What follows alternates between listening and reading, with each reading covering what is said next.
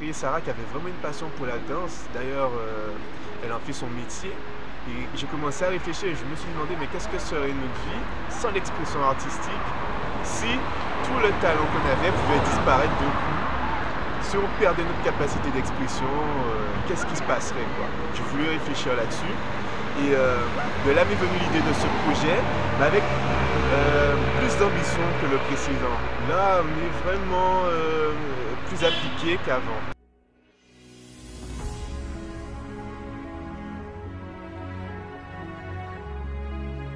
C'est vrai que l'ambiance globale, elle est assez particulière parce que j'essaie de représenter une société qui a perdu toute joie de vivre, qui a été pratiquement vampirisée par un système. Et on a l'impression que tous les autres personnages qui sont dans l'équipe sont dans une sorte d'errance perpétuelle. Une sorte d'errance qui pourrait même s'apparenter à des zombies. La seule qui semble avoir vie, c'est Sarah, c'est le personnage principal. Pourquoi? Parce que dans notre fiction, c'est elle qui a le don de l'expression artistique. Voilà. La première grosse difficulté qu'on a rencontrée, c'était au niveau de l'organisation. Parce que même si le projet était élaboré, on avait quand même un certain degré d'amateur, dans le sens où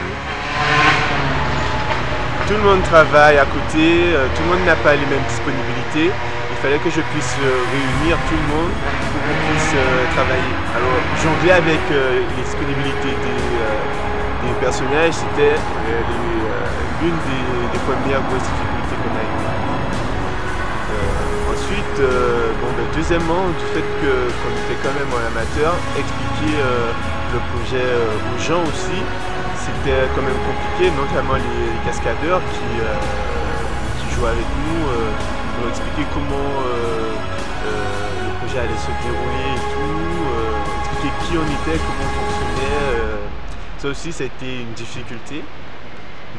Mais bon, au final, ça s'est quand même plutôt bien passé parce que les gens ils sont quand même positifs. Quand ils voient qu'on essaie de créer quelque chose, en général, ils aiment apporter leur pierre à l'édifice. La troisième difficulté qu'on a eue, et ça, qui n'est peut-être pas des moindres, c'était au niveau du nombre de figurants. Parce que j'essaie de recréer une ambiance quand même, de recréer un monde, et ça me demande beaucoup de personnages. Et là, avoir un grand nombre de figurants, c'était assez compliqué. Alors pour jouer là-dessus, pour contrecarrer ce problème, je suis passé par le numérique, le compositing et en fait ça demande beaucoup de travail en post-prod. Pour répondre à ta question, l'actrice principale, si tu veux, on va dire qu'elle s'est plutôt révélée à moi parce que j'ai eu l'occasion de la voir exercer, de la voir danser et c'est comme ça quoi. Quand je l'ai vue, ça a été plutôt une révélation.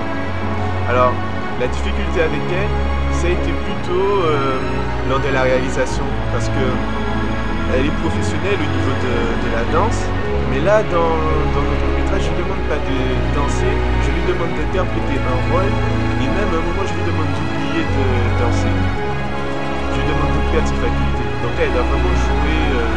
Elle va vraiment jouer quelque chose, elle ne se contente pas de danser comme elle a fait tous les jours, elle doit perdre son talent, elle doit arrêter de danser. Et d'ailleurs sur le tournage, je pense que ça a été la chose la plus difficile pour elle, arrêter de danser quand on est une danseuse professionnelle.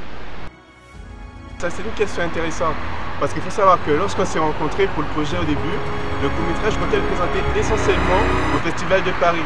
Mais il se trouve qu'avec les aléas de tournage, les différents problèmes qu'on a rencontrés, on a dépassé la deadline. Donc maintenant pour Paris c'est mort. Mais actuellement, il y a 11 festivals qui sont prêts à accueillir le projet. Le mieux que je puisse faire pour compenser tous ceux qui ont suivi avec moi, tous ceux qui se sont investis, c'est de le présenter au maximum.